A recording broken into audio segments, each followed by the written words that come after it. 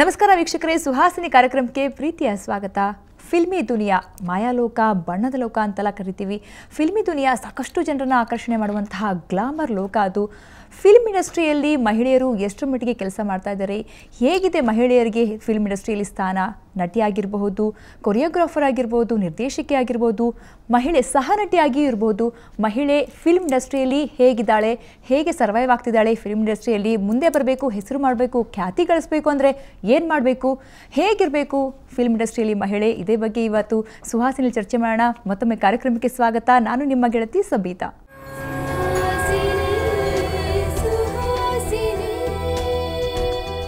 Filmy ದುನಿಯಾದಲ್ಲಿ ಮಹಿಳೆಯರು ಹೇಗಿರಬೇಕು, ಹೇಗಿದ್ರೆ survive ಆಗ್ತಾರೆ, ಈ ಬಗ್ಗೆ ಮಾತಾಡೋದಕ್ಕೆ ನಮ್ಮ ಜೊತೆ ಇದ್ದಾರೆ ಖ್ಯಾತ ನಿರ್ದೇಶಕಿ, ನಿರ್ಮಾಪಕಿ ರೂಪಾ ಅಯ್ಯರ್ ಅವರು. ಅವ್ರಿಗೆ ಕಾರ್ಯಕ್ರಮಕ್ಕೆ ಸ್ವಾಗತ ಕೋರ್ತೀನಿ. Madam, welcome to the show. ನಮಸ್ಕಾರ, thank you very much. Filmy Duniya, ನಾನು ಹೇಳಿದೆ ಅವಾಗಲೇ, ಬಣ್ಣದ ಲೋಕ ಅದು. ತುಂಬಾ ಜನರನ್ನ ಅಟ್ರಾಕ್ಷನ್ ಮಾಡುವಂತಹ, ತುಂಬಾ ಜನರಿಗೆ ಇಷ್ಟ ಆಗುವಂತಹ ಗ್ಲಾಮರಸ್ ಲೋಕ ಅದು. ಹೆಂಗಿರ್ಬೇಕು ಈ ಫಿಲ್ಮ್ ದುನಿಯಾದಲ್ಲಿ ಮಹಿಳೆಯರು ಎಸ್ಪೆಷಲಿ?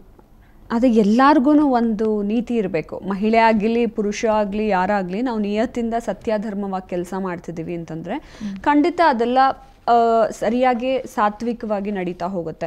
ಆದರೆ ಅದೇ ವೆನ್ ಇಟ್ ಕಮ್ಸ್ ಟು ಹುಡುಗಿ ಅಂತ ಹೇಳಿದ ತಕ್ಷಣ, ಹುಡುಗಿ ಆಗಿರ್ಬೋದು, ಮಹಿಳೆ ಆಗಿರ್ಬೋದು, ಒಂದು ಹೆಣ್ಣಾಗಿರ್ಬೋದು, ಸೊ ಅಲ್ಲಿ ವಯಸ್ಸಿನ ಇತಿಮಿತಿ ಇಲ್ಲ. ನೀವೇ ಕಂಡ ಹಾಗೆ ಎಷ್ಟೊಂದು ಗಾಸಿಪ್ಸ್ ಹೊರಗಡೆ ಎಲ್ಲ ಕಾಣ್ತಾ ಇರ್ಬೋದು. Gossip is secondary. ಯಾಕೆಂದರೆ ಒಂದು ಹುಡುಗಿ ಅವಳು ಇನ್ವಾಲ್ವ್ ಆಗಿ ಸೃಷ್ಟಿ ಮಾಡಿಕೊಡೋಂಥ ಗಾಸಿಪ್ ಆಗಿರಬಹುದು. ಆದರೆ ಪಾಪ ನಿಜವಾಗ್ಲೂ ಕಷ್ಟಪಟ್ಟು ಕೆಲಸ ಮಾಡ್ತೀನಿ, ನಾನು ಹೆಸರು ಮಾಡಬೇಕು ಅಂತ ಬರೋವಂಥ ಹುಡುಗಿರ್ನ ನಿಜವಾಗ್ಲೂ ಕಷ್ಟದಲ್ಲಿ ಸಿಕ್ಕಾಕ್ಸಿ ಹಾಗೆ ಹಿಂದೇನೂ ಹೋಗೋಕ್ಕಾಗಲ್ಲ, ಮುಂದೆನೂ ಬರೋಕ್ಕಾಗಲ್ಲ ಅಂಥ ಸಂಕಷ್ಟಕ್ಕೆ ಸಿಕ್ಕಾಕ್ಸ್ಬಿಡ್ತಾರೆ. ಆ ವಿಷಯದಲ್ಲಿ ನಾನು ತಪ್ಪು ಅಂತ ಹೇಳ್ತೀನಿ. ಅವಳೊಬ್ಬ ಸಹ ನಟಿ ಆಗಿರ್ಬೋದು, ನೀವು ಹಿಂದೆ ಡ್ಯಾನ್ಸ್ ಮಾಡ್ತಾರಲ್ಲ ಪಾಪ, ಜೂನಿಯರ್ ಡ್ಯಾನ್ಸಸ್ ಅವರಾಗಿರ್ಬಹುದು, ಅಥವಾ ಅಸೋಸಿಯೇಟ್ ಡೈರೆಕ್ಟರ್ ಆಗಿರ್ಬೋದು. ಇವತ್ತಿನ ದಿನ ಎಷ್ಟೋ ಜನ ಕಾಲೇಜಲ್ಲಿ ಓದ್ತಾ ಇರೋಂಥ ಹುಡುಗಿಯರು ಅಸೋಸಿಯೇಟ್ ಡೈರೆಕ್ಟರ್ ಕೆಲಸ ಮಾಡಬೇಕು ಅಂತ ಮುಂದೆ ಬರ್ತಾರೆ. ಆದರೆ ಅಲ್ಲೇನಾಗತ್ತೆ ಅಂದರೆ, ಎಲ್ಲ ಹುಡುಗಿರಿಗೂ ಅವ್ರದ್ದೇ ಅದೊಂದು ಫ್ಯಾಮಿಲಿ ಇರುತ್ತೆ. ಅಪ್ಪ ಅಮ್ಮ ಇರ್ತಾರೆ, ಅಥವಾ ಗಂಡ ಹೆಂಡತಿ ಇರ್ತಾರೆ, ಹೇಗಾದರೂ ರಿಲೇಷನ್ಶಿಪ್ಗಳಿರುತ್ತೆ. ಸೊ ಆದರೆ ಅಲ್ಲಿ ಚಿತ್ರರಂಗ ಅಂತ ಹೋದ ತಕ್ಷಣ ಸಮಯದ ಇತಿಮಿತಿ ಇರೋದಿಲ್ಲ. ಸೊ ಆ ಸಮಯಕ್ಕೆ ಅವಳು ಅಳವಡಿಸ್ಕೊಂಡು ತನ್ನನ್ನು ತಾನು ಪೂರ್ಣ ಮಟ್ಟದಲ್ಲಿ ತನ್ನ ಕೆಲಸನ ಪೂರ್ಣಗೊಳಿಸೋಕ್ಕೂ ಕಷ್ಟ ಆಗತ್ತೆ. ಯಾಕೆಂದರೆ ಎಲ್ಲ ಗಂಡಸ್ರ ಮಧ್ಯ ಅವಳೊಬ್ಬಳೇ ಹುಡುಗಿ ಮಾಡಬೇಕು ಅಂದರೆ, ನಿಮ್ಗೆ ಎದುರುಗಡೆ ಮೇಡಮ್ ಅನ್ಬೋದು, ಹಿಂದೆ ಹೋಗ್ಬಿಟ್ಟು ಇನ್ನೊಂದು ಮಾತಾಡ್ಕೊಳ್ತಿದ್ದಾರೆ ಅಂದ ತಕ್ಷಣ ಅವಳ ಮನ್ಸಿಗೆ ನೋವಾಗತ್ತೆ. ಯಾಕೆಂದರೆ ಹಿಂದೆ ಮಾತಾಡ್ಕೊಳ್ಳೋದು ಯಾರು, ಮತ್ತೆ ಇನ್ನೊಂದು ವ್ಯಕ್ತಿಗಳೇ, ಮತ್ತೆ ನಮ್ಮ ಸಮಾಜದ ಜನಗಳೇ.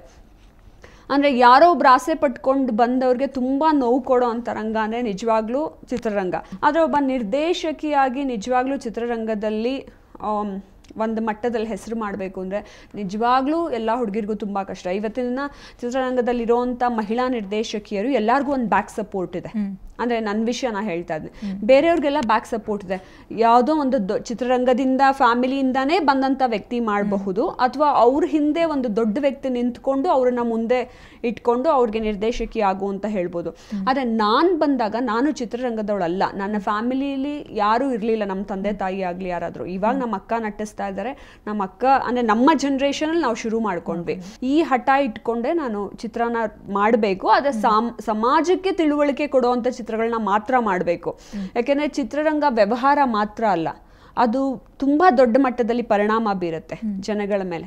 ಅದು ನನಗೆ ಇದ್ದಂಥ ಆಸೆ, ಅದಕ್ಕೆ ನಾನು ಚಿತ್ರರಂಗಕ್ಕೆ ಬಂದೆ. ತುಂಬ ಜನ ಹೇಳ್ತಾರೆ ಫಿಲ್ಮ್ ಇಂಡಸ್ಟ್ರಿಯಲ್ಲಿ ಎಸ್ಪೆಷಲಿ ಮಹಿಳೆಯರು ಸರ್ವೈವ್ ಆಗಬೇಕು ಅಂದರೆ ಬೋಲ್ಡ್ ಆಗಿರ್ಬೇಕು ಅಂತ. ಅಂದರೆ ಬೋಲ್ಡ್ ಆಗಿರ್ಬೇಕು ಇದ್ರೆ ಮಾತ್ರ ಅವರು ಗೆಲ್ತಾರೆ ಅಲ್ಲಿ ಅಂತ. ಬೋಲ್ಡ್ ಆಗಿರೋದಂದ್ರೆ ಹೆಂಗಿರ್ಬೇಕು? ಅದು ನನಗೂ ಅವಾಗಿನ ನನ್ನ ಕಾಲೇಜ್ ಡೇಸಿಂದ ಗೊತ್ತಿಲ್ಲ. ಯಾಕೆಂದರೆ ಎಷ್ಟೊಂದು ಚಿತ್ರಗಳಲ್ಲಿ ನನಗೆ ಹೀರೋಯಿನ್ ಆಗಿ, ನಾಯಕ ನಟಿಯಾಗಿ ನಟಿಸ್ಬೇಕು ಅಂತ ತುಂಬ ಆಫರ್ ಮಾಡಿದ್ರು ನಿರ್ದೇಶಕರು. ಆವಾಗ ನಾನು ಅಂದರೆ ಕಾಲೇಜ್ಗೆ ಅವಾಗ ತಾನೇ ಸ್ಕೂಲ್ ಮುಗಿಸಿ ಕಾಲಿಟ್ಟಿದ್ದೆ. ಯಾವುದೇ ಹುಡುಗಿಗಾದ್ರೂ ಭಯ ಅನ್ನೋದಿರುತ್ತೆ, ಅದು ಇರುತ್ತೆ. ಆಮೇಲೆ ಅವ್ರು ಹೇಳಿದ ತಕ್ಷಣ ಎಲ್ಲ ಪಾತ್ರಗಳನ್ನು ಒಪ್ಕೊಳ್ಳೋದು ಭಯ ಇರುತ್ತೆ. ಯಾಕೆಂದರೆ ಹೀರೋಯಿನ್ ಅಂದರೆ ಹಿಂಗೆ ಇರಬೇಕು, ಸ್ವಿಮ್ ಸೂಟೇ ಹಾಕೋಬೇಕು ಅಂತ. ಯಾಕೆಂದ್ರೆ ನನಗೆ ಎಷ್ಟೊಂದು ಒಳ್ಳೊಳ್ಳೆ ಚಿತ್ರಗಳು ಬಂದಿದ್ದು ದೊಡ್ಡ ದೊಡ್ಡ ಬ್ಯಾನರಲ್ಲಿ. ನಾನು ನಟಿಯಾಗಿ ಅಂದರೆ ನಾಯಕ ನಟಿಯಾಗಿ ಆ್ಯಕ್ಟ್ ಮಾಡೋ ಅಂಥದ್ದು ಅದಕ್ಕೋಸ್ಕರನೇ ಬಿಟ್ಟೆ. ತೆರೆ ಮೇಲೆ ಇರಲ್ವಂತೆ, ಬಟ್ ಫೋಟೋ ಶೂಟಲ್ಲಿ you have to be bold ಅಂತೆ. ಸೊ ಫೋಟೋ ಶೂಟ್ಗೆ ನೀನು ಸ್ವಿಮ್ ಸೂಟ್ ಎಲ್ಲ ಹಾಕೊಂಡು ಫೋಟೋ ತೆಗೆಸ್ಕೋಬೇಕಂತೆ.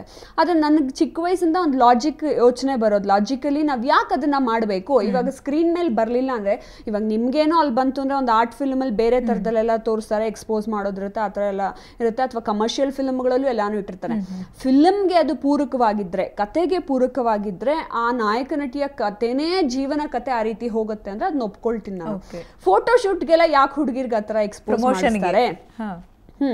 ಸೊ ಅದನ್ನು ಬೋಲ್ಡ್ ಆಗಿರಬೇಕು ಹೀರೋಯಿನ್ ಅನ್ನೋದನ್ನ ಯಾರು ದುರುಪಯೋಗ ಪಡಿಸ್ಕೊಳ್ತಿದ್ದಾರೆ ಚಿತ್ರರಂಗದಲ್ಲಿ. ಇವರೇನು ಆಡಿಯನ್ಸ್ಗೆ ಊಟ ಬಡ್ಸಕ್ಕೆ ಹೋಗ್ತಾ ಇದ್ದಾರೋ, ನಾವು ಈ ಥರ ಕೊಟ್ಬಿಟ್ಟು ಮಾಡ್ತೀವಿ ಅಂತ ಹೇಳ್ಬಿಟ್ಟು, ಅಥವಾ ಇವ್ರ ಖುಷಿಗೆ ಫೋಟೋ ತೆಕ್ಕೊಂಡು ನೋಡ್ಕೋತಿದ್ದಾರೋ.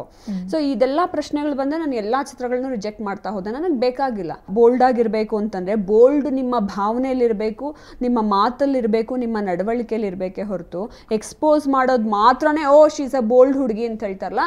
ನಮ್ಮ ಕನ್ನಡ ಚಿತ್ರರಂಗದಲ್ಲಿ ಪಾಪ ಎಷ್ಟು ಜನ ಒಳ್ಳೊಳ್ಳೆ ಹೀರೋಯಿನ್ಸ್ ಬೋಲ್ಡಾಗಿ ಆ್ಯಕ್ಟ್ ಮಾಡಿದ್ರು, ಅವ್ರನ್ನ ಇವತ್ತಿನ ತನಕ ಉಳಿಸ್ಕೊಂಡಿದ್ದಾರಾ ಅಥವಾ ಬೇರೆ ಕಡೆಯಿಂದ ನಟಿಯರನ್ನ ಇದು ನಟಿ ವಿಷಯ ಆಯ್ತು. ನಟಿ ಬಿಟ್ಟು ಹೊರತಾಗಿ ಬೇರೆ ಕೆಲಸಗಳನ್ನ ಇದಾದ್ರೆ ಕೊರಿಯೋಗ್ರಫಿ ಇರ್ಬೋದು, ಸಹನಟಿ ಇರ್ಬೋದು, ನಿರ್ದೇಶಕಿ ಇರ್ಬೋದು, ತುಂಬಾ ಕಷ್ಟ ಹುಡುಗಿಯರಿಗೆ. ನಾನು ಕಣ್ಣಾರೆ ಕಂಡುಬಿಡಿದಲ್ಲ, ನಿರ್ದೇಶಕಿ ಅನ್ನೋ ನಿಮ್ಮ ಡೆಸಿಗ್ನೇಷನ್ಗೆ ಬೆಲೆ ಕೊಡ್ತಿರಲ್ಲ ಅವರು ಒಂದು ಹುಡುಗಿ ಅಂತ ನೋಡ್ಬಿಡ್ತಾರೆ. ಅದೇ ಬೇರೆ ನಿರ್ದೇಶಕರು ನಾನೇ ಕಂಡ ಹಾಗೆ ಕನ್ನಡ ಚಿತ್ರರಂಗದಲ್ಲಿ ಅಸೋಸಿಯೇಟ್ ಡೈರೆಕ್ಟರ್ಗೆ ಚಪ್ಪಲಿ ತಗೊಂಡು ಹೊಡೆದಿದ್ದಾರೆ, ಅದನ್ನು ಬಾಯಿ ಮುಚ್ಕೊಂಡು ಹೊಡೆಸ್ಕೊಳ್ತಾರೆ. ಆದರೆ ನಾವು ನೋಡಪ್ಪ, ನಾವೆಲ್ಲ ಮಾಡ್ತಿರೋದು ಪ್ರಾಜೆಕ್ಟ್ಗೆ ಪೂರಕವಾಗಿ ನಮ್ಮ ಕೆಲಸ ಚೆನ್ನಾಗಾಗಬೇಕು, ಪ್ರಾಜೆಕ್ಟ್ ಅಲ್ಟಿಮೇಟ್ಲಿ ಚೆನ್ನಾಗಿ ಬರಬೇಕು. ನಾವೇನೇ ಒಂದು ಹುಡುಗಿ ಹೇಳಕ್ ಹೋದ್ರು ಅದನ್ನ ಪರ್ಸ್ನಲ್ ಆಗಿ ತೋತೋ ಅವಳೇನು ಹೇಳೋದು ನನಗೆ ಅಂತ ಆ ಪ್ರೊಫೆಷನಲಿಸಮ್ನ ಬಿಲ್ಡ್ ಮಾಡ್ಕೊಳ್ಳೋ ತನಕ ನಾವು ಬಾಲಿವುಡ್ ಥರ ಆಗಲಿ ಹಾಲಿವುಡ್ ಥರ ಆಗಲಿ ಒಂದು ಹುಡುಗಿ ಇಂಡಿಪೆಂಡೆಂಟಾಗಿ ರಾತ್ರಿ 12 ಗಂಟೆಗೂ ಕೆಲಸ ಮಾಡ್ಬೋದು ಅಂತ ಅನ್ನೋದು ಖಂಡಿತ ಬರೋಕ್ಕೆ ಸಾಧ್ಯ ಇಲ್ಲ. ಯಾಕೆಂದರೆ ನಾನೇ ನೋಡಿದ ಹಾಗೆ ಎಷ್ಟೋ ಜನ ಹುಡುಗಿಯರಿಗೆ ಏನಾಗುತ್ತೆ, ಅಸೋಸಿಯೇಟ್ ಡೈರೆಕ್ಟ್ ನಿರ್ದೇಶಕಿ ಆಗೋದು ಕೂಡ ತುಂಬ ಜವಾಬ್ದಾರಿ ಇರುತ್ತೆ ಕೆಲಸ. ಪಾಪ ಅವಳೆಲ್ಲಾನು ಕಳಿಸಿದ್ಮೇಲೆ ಎಲ್ಲ ಹೋದ್ಮೇಲೆ ಅವಳೆಲ್ಲ ಕೆಲಸ ಮುಗಿಸ್ಕೊಂಡು ನಾಳೆ ಶಾರ್ಟ್ಸ್ ಏನು ಅಂತ ನಿರ್ದೇಶಕರ ಹತ್ರ ಡಿಸ್ಕಸ್ ಮಾಡ್ಬಿಟ್ಟು ಅವಳು ಕೂತ್ಕೋಬೇಕಾಗತ್ತೆ. ಒಂದು ಹುಡುಗಿ ಪ್ರೊಫೆಷ್ನಲ್ ಆಗಿ ಬಂದಿದ್ರೆ ಅವಳಿಗೇನೋ ಅಷ್ಟು ಪೊಗರು ಅಂತಾರೆ. ಅಂದರೆ ಅವಳಿಗೆಲ್ಲ ಕೆಟ್ಟ ಪಟ್ಟ ಕಟ್ಟಕ್ಕೆ ಶುರು ಮಾಡ್ತಾರೆ ಹೊರತು ಯಾವುದೇ ಹುಡುಗಿಗಾದ್ರೂ ಅವಳಿಗೆ ಫ್ಯಾಮಿಲಿ ಇರುತ್ತೆ, ಅಪ್ಪ ಅಮ್ಮ ಬೈತಾರೆ, ನಿನಗೆ ಯಾಕಮ್ಮ ಬೇಕು ಈ ಕೆಲಸ, ನೀನು ಯಾವುದೋ ಒಂದು ಸಾಫ್ಟ್ವೇರ್ ಇಂಜಿನಿಯರ್ ಆಗಿ ಒಳ್ಳೆ ಕೆಲಸನೇ ಮಾಡ್ಕೊಂಡಿರ್ಬೋದು, ನೀಟಾಗಿ ಹೋಗ್ಬಿಟ್ಟು ಬರ್ಬೋದು ಅಂತ ಅಂದ್ಬಿಟ್ಟು. ಆದರೆ ಎಲ್ಲ ರಂಗದಲ್ಲೂ ಇರುತ್ತೆ. ಆದರೆ ಚಿತ್ರರಂಗದಲ್ಲಿ ತುಂಬ ಮನಸ್ಸು ನೋವಾಗುವಂಥದ್ದು, ಮನಸ್ಸಿಗೆ ಚುಚ್ಚೋ ಅಂಥ ಸಿಚುವೇಶನ್ಗಳು ಕ್ರಿಯೇಟ್ ಆಗ್ತಾ ಹೋಗುತ್ತೆ. ಓಕೆ ಮೇಡಮ್, ಜೊತೆ ಮಾತನ್ನು ಮುಂದುವರಿಸ್ತೀನಿ. ವೀಕ್ಷಕರೇ, ನಾವು ಮಾತಾಡ್ತಾ ಇದ್ವಿ ಫಿಲ್ಮ್ ಇಂಡಸ್ಟ್ರಿಯಲ್ಲಿ ಮಹಿಳೆಯರು ಹೇಗಿರ್ತಾರೆ, ಹೇಗಿರಬೇಕು, ಮಹಿಳೆಯರಿಗೆ ಯಾವ ರೀತಿ ಇದೆ, ಅಲ್ಲಿ ಯಾವ ರೀತಿ ಸರ್ವೈವ್ ಆಗಬೇಕು ಅನ್ನೋದು ತುಂಬ ಕಷ್ಟ ಅಂತ ಮೇಡಮ್ ಹೇಳ್ತಾ ಇದ್ರು. ಮಾತನ್ನು ಮುಂದುವರಿಸೋಣ ಒಂದು ಚಿಕ್ಕ ಬ್ರೇಕ್ನ ನಂತರ.